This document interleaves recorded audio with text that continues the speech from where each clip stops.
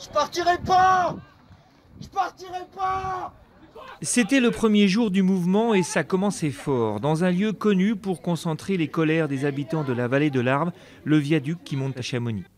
4 mois plus tard, 7 gilets jaunes comparaissaient donc individuellement à la barre du tribunal de Bonneville.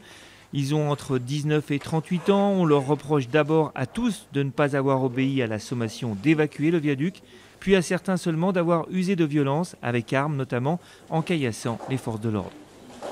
Pour la quasi-totalité on est à environ une vingtaine de poursuites engagées contre des personnes qui ont participé et commis des infractions à l'occasion des différents samedis qui se sont déroulés au viaduc. On est sur des personnes qui ne sont pas connues de la justice.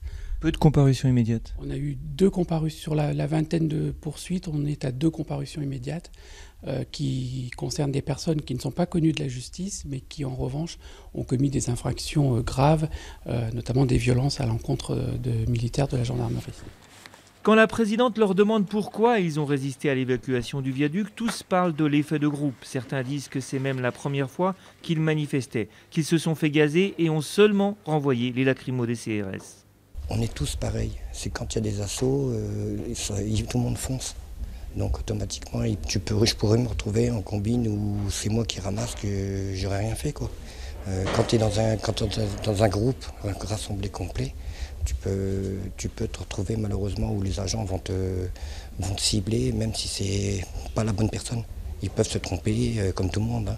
Après, moi je suis pacifique 100% depuis 3 mois, comme la plupart qui sont ici. Après, il y a des débordements et c'est des choses qui arrivent. Ils écoperont de 3 à 6 mois de prison avec sursis, avec ou sans mise à l'épreuve, des travaux d'intérêt généraux également. Bref, il s'agissait avant tout pour le tribunal de marquer le coup, si l'on peut dire, et de rappeler tout le monde à ses responsabilités individuelles, y compris dans un mouvement collectif.